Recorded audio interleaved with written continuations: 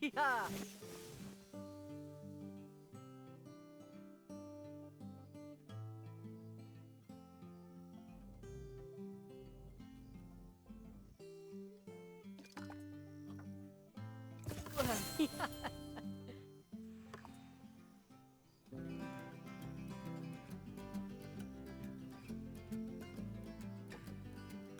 Oh.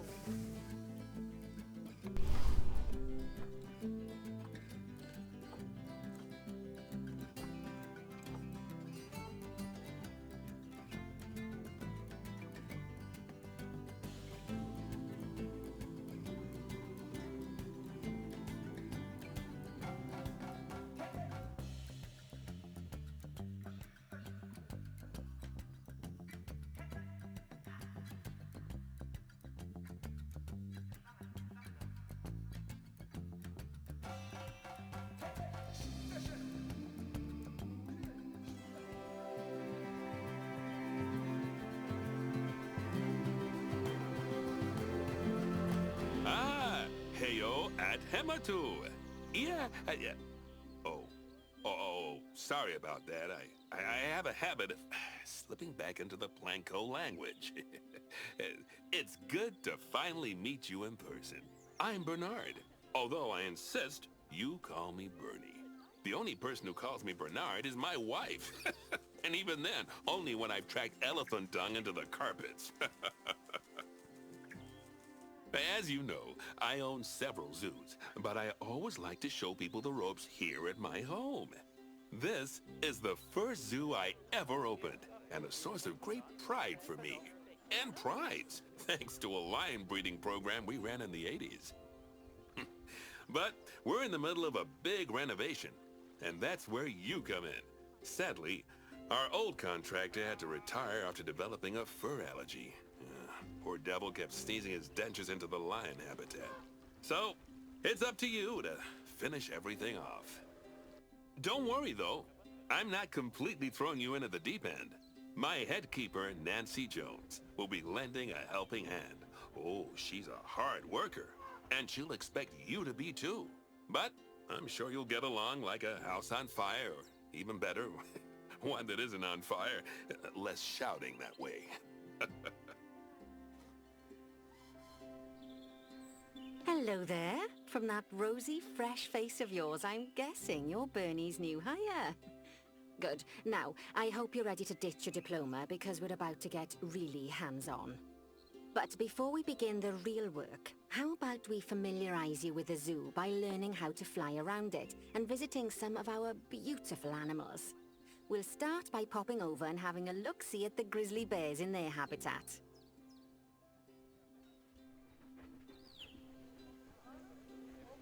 Did you know that grizzly bears, also known as Ursus arctos horribilis, can hibernate for up to 7 months a year? Oh, but then again, given the chance, I think a lot of people would do that too. Select one of the bears and you'll bring up its information panel.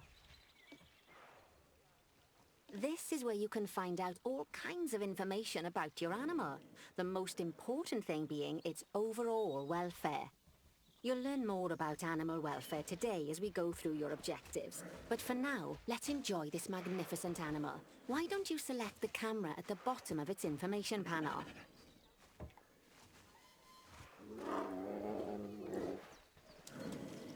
See now, this is a fantastic way to get a close look at your animals. You can also get this view of an animal by simply double-clicking on it. Okay, when you're ready, let's pop over to the other side of the zoo and take a look at the lions. I've marked their location for you to find.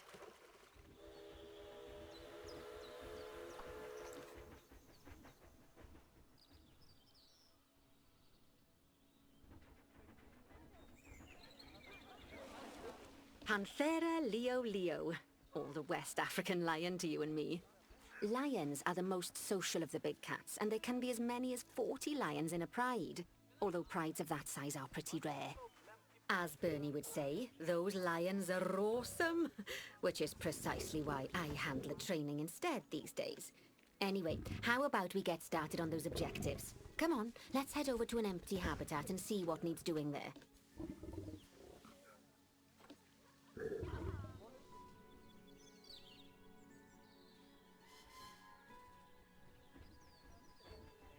As you can see, it's a lovely space for animals, but it's missing a certain something. Well, two somethings. Warthogs. So I'd like you to adopt a pair of them. To adopt animals, we need to open the animal market, which is in the animal trading section. There we are, a pair of perfectly splendid warthogs for our zoo. Just click on them and select Adopt from the side menu. Normally the animal exchange would be full of animals, but I've emptied out the market while you learn how it works. The last thing I need is you accidentally ordering a dozen elephants. When you adopt an animal, it's automatically placed in the trade centre, where they're held until you're ready to move them into their habitat, which, as it happens, you are. So how about you move them into their new home? When you ask for an animal to be moved into a habitat, your caretakers will go to the trade centre, collect your animal, and deliver them to your selected habitat. I've marked the trade centre's location, so let's go and watch the caretakers in action.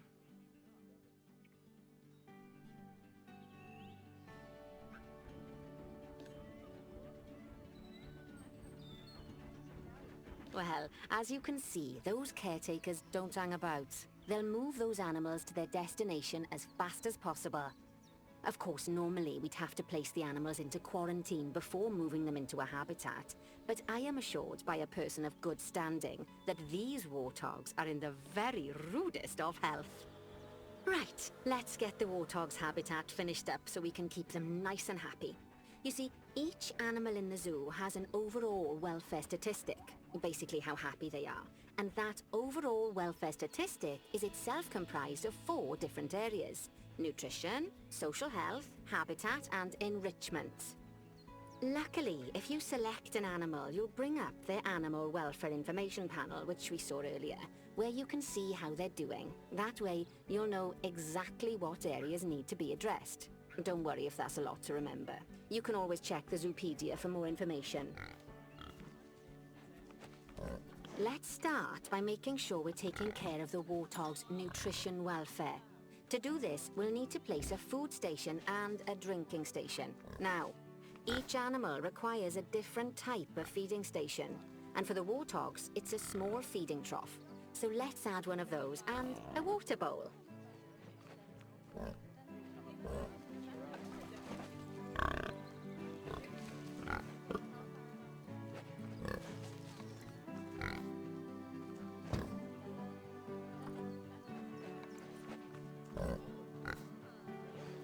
Animals also require stimulation to keep them happy.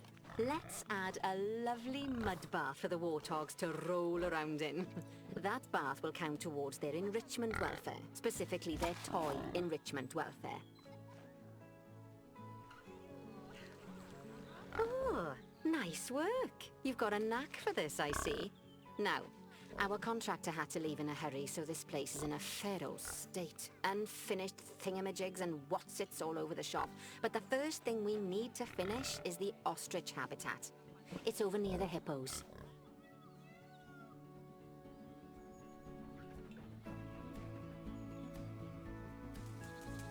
Oh, before we actually start building our ostrich habitat, let's pause the game. Just click the pause button in the bottom right corner. That's more like it. A quick break. Sometimes it's a good idea to pause the game whilst you're doing something which requires your concentration, because it'll stop the zoo spinning out of control while you're looking the other way. Let's keep the game paused while we get this ostrich habitat built. Okay, job number 1 here is to add a habitat gate before we complete the barrier. Every habitat needs a habitat gate. After all, how else would the keepers get in and out? Just make sure it's hooked up to the path so the keepers can reach it.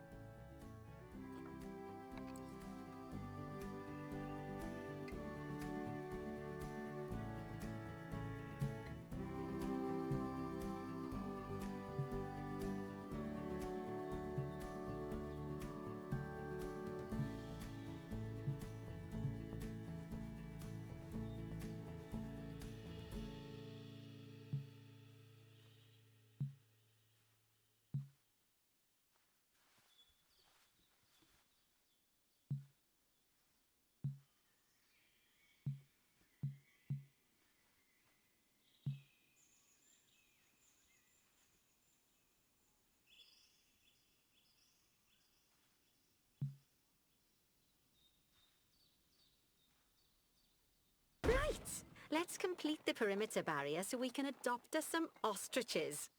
I've marked out an area for you to use, so I'd like you to finish off the perimeter using the brick barrier.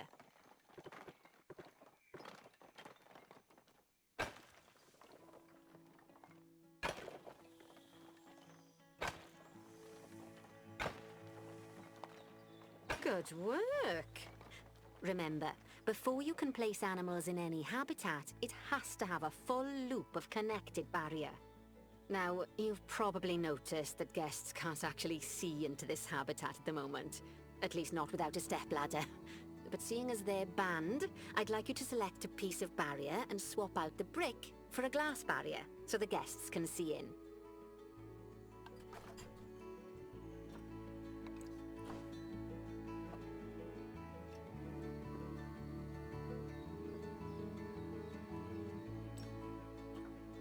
There we go.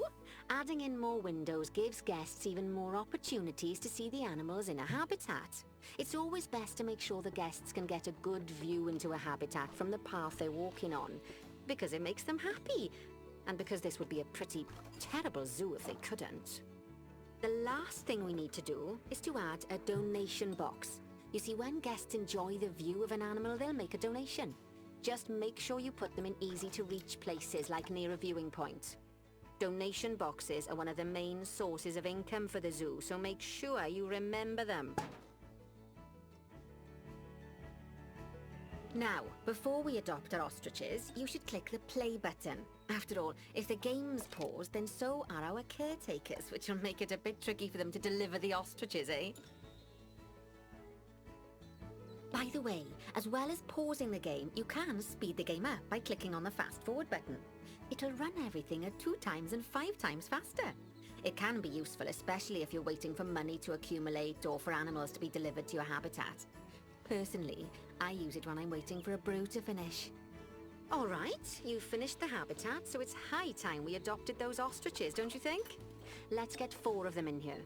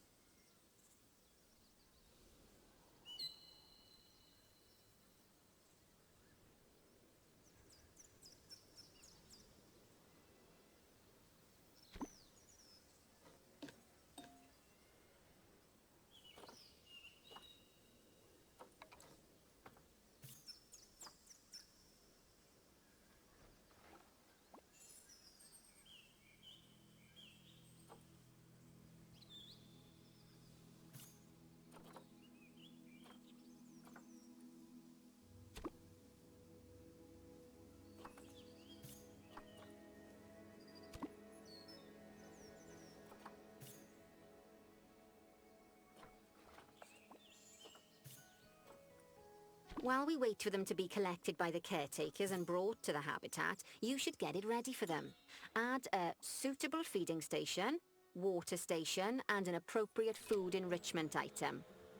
It's often best to place things like enrichments and feeding stations near to the habitat perimeter, so guests can get a really good view of the animals.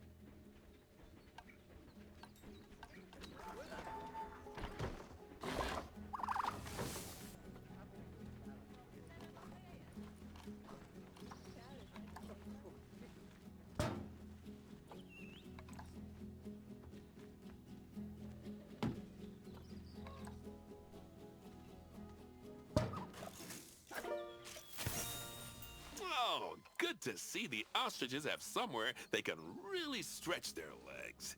Did you know they can actually run at 43 miles per hour? Oh, heaven forbid they ever escape. The speed camera fines alone would bankrupt us. Well, Bernie certainly seems impressed. Did he do his speed camera joke? Every time we get an ostrich. So, now we've made the ostriches' lives a bit better, let's do the same for the keepers, shall we? To make it easier for the keepers to feed the ostriches and hippos, we should build a new keeper hut. Keeper huts are where the keepers prepare the food for animals, so they should be placed near to the habitats to make sure the keepers don't waste their time walking when they should be looking after the animals.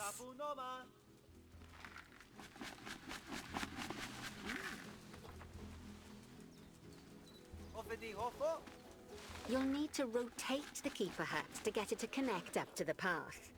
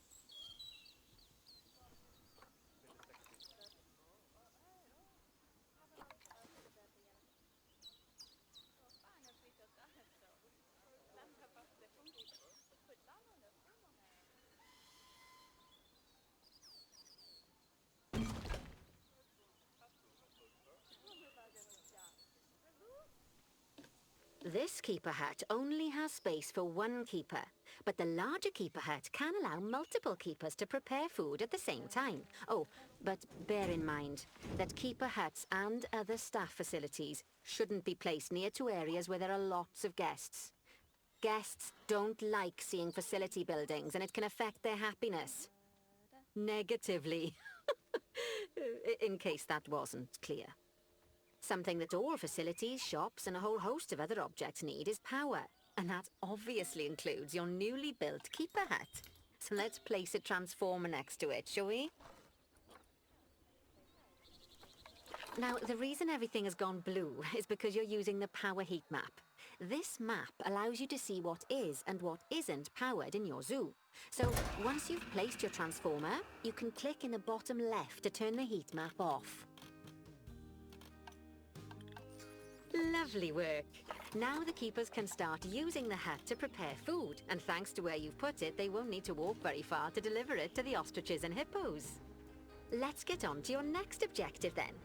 Bengal tigers.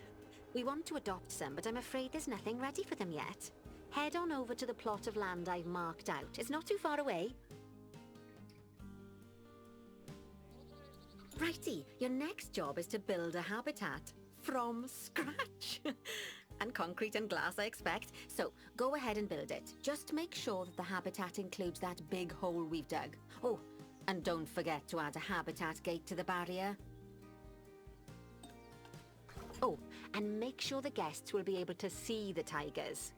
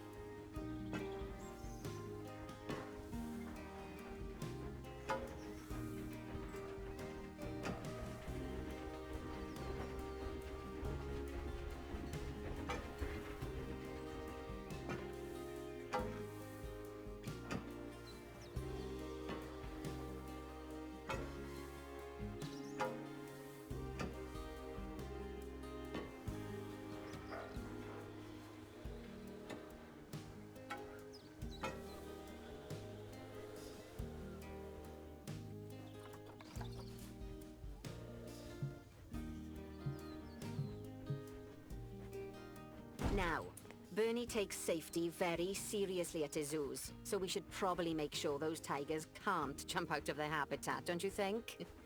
The way we'll do it is by changing the height of the habitat's barrier. Okay then, you should start by double-clicking the habitat barrier, which will take you into barrier editing mode. Great. Now highlight the entire perimeter of the habitat. You can do that by clicking and dragging the barrier selection tool.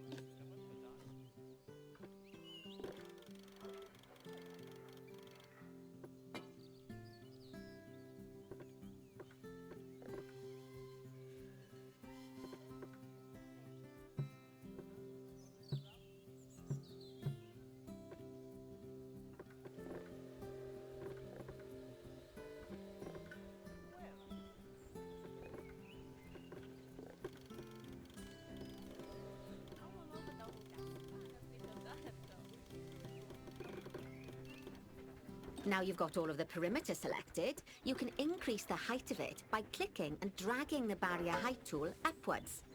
You'll want to make sure it reaches a height of at least 3.7 meters.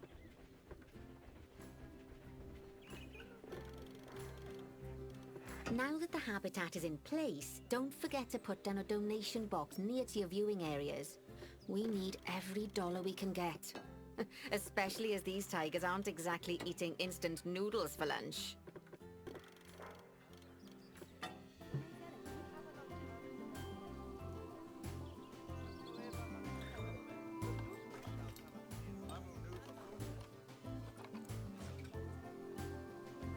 Okay, that's the habitat boundary complete, the habitat gate in place, and most importantly, the tigers won't be able to jump out of it anymore. I think it's time we adopted those tigers.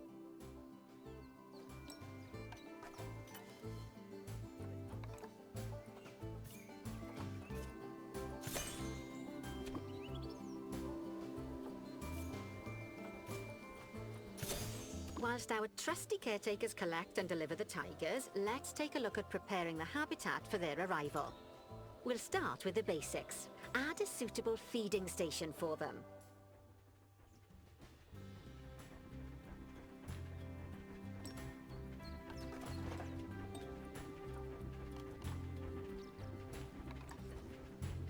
This time, instead of adding a water bowl, let's try something different. Some animals need a pool in their habitat so they can go for a swim, but they can also use it to drink from. All you have to do is make sure the banks of the pool have a gentle slope so they can easily get a nice, refreshing drink. There's already a pool excavated, but you still need to fill it with water. You should do that by going into Terrain and selecting the water tool.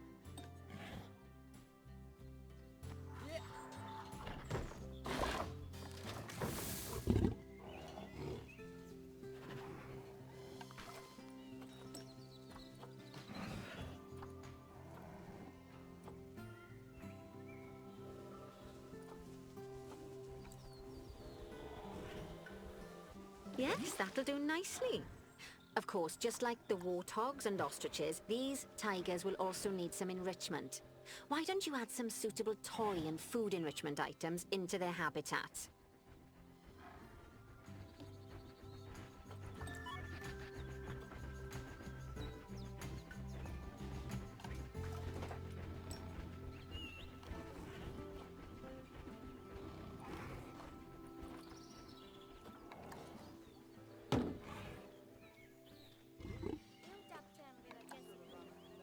Okay, it's really starting to take shape. Now, the tigers will need a shelter in their habitat, so they can hide from the guests, or more likely, the bad weather. Although given that we're in England, you might want to think of that just as normal weather. Go on, add a shelter to their habitat. You can either build one from various suitable bits and bobs, or if you like, just pop down the blueprint that I've already built for you.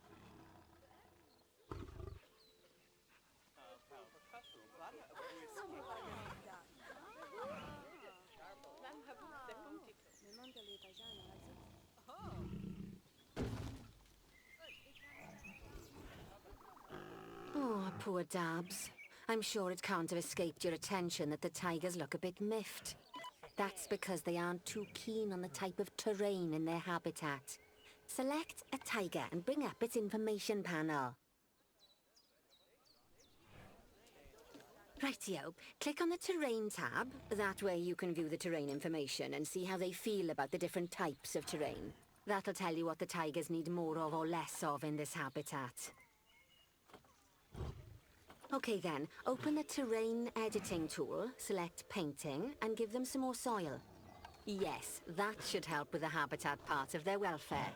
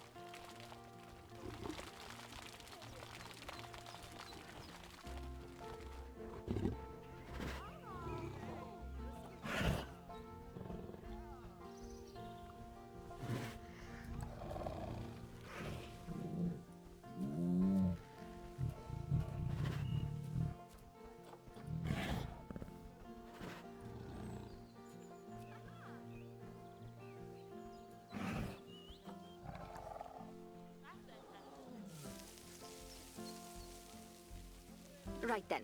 All animals need plants and trees from their own biome or continent. You know, deserts, savannas, or Asia, Europe, that sort of thing. It looks like these tigers need a few more plants in their habitat. To get a perfect fit, use plants from the rainforest and temperate biomes that are native to Asia. Although if you have to, you can get away with using just one or the other. The tigers will also want a certain amount of their habitat to be covered by those plants. To find out which plants to use and how many, select a tiger and go to the Environment tab.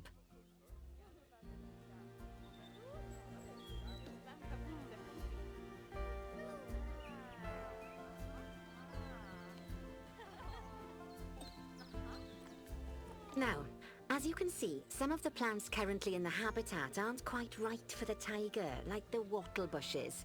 You can remove them if you want. You can find all of the plants you need in the nature section, and you can use the filters to only show the types of plants you want to see.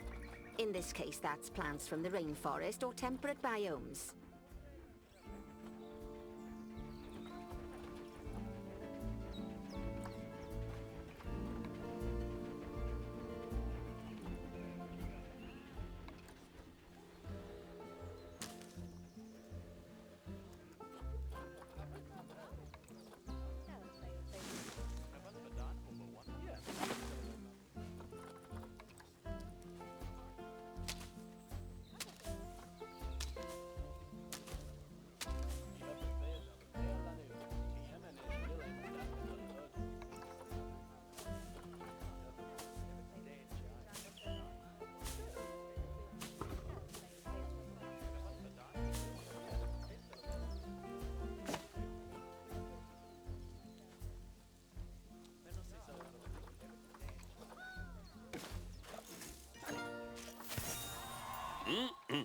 They say the good fences make good neighbors.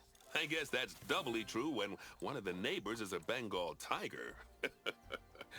Still, those tigers look so happy that I doubt they'd leave, even if you did poke a hole in their fence. Oh, but for heaven's sake, don't test that theory. Right. Let's head over to the Indian peafowls. I've been told that we need to improve their social welfare.